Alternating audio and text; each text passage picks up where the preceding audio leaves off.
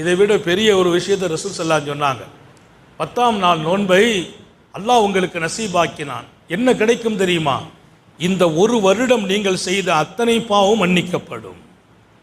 ஒரு வருடம், முஹர்ரத்தில் இருந்து போன முஹர்ரம் இந்த முஹர்ரம் வரைக்கும் உங்கள் வாழ்க்கையில் நடந்த குற்றங்கள் அனைத்தும் மன்னிக்கப்படும். நீங்கள் ஆஷுராவின் நோன்பை வையுங்கள் என்றார்கள் நபிகள் நாயகம். யாராவது கிடைக்குமா?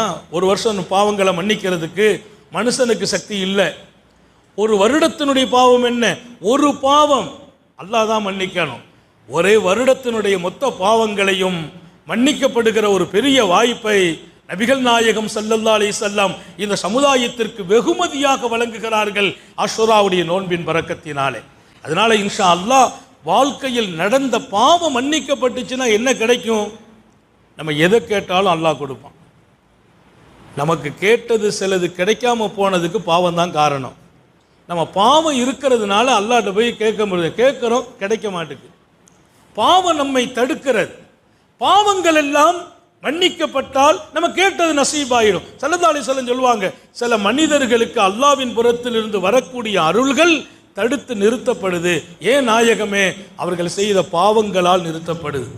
நிறைய வாய்ப்புகளை கேட்டிருக்கிறோம், அல்லாஹ் கொடுக்க வந்து தடுத்துறான். ஏன் தடுத்தான்? பாவங்கள் காரணம். பாவங்களே மன்னிக்கப்படும் ஒரு நாளாக ஆஷுராவை வல்லல் நபிகள் அறிமுகப்படுத்துகிறாங்க.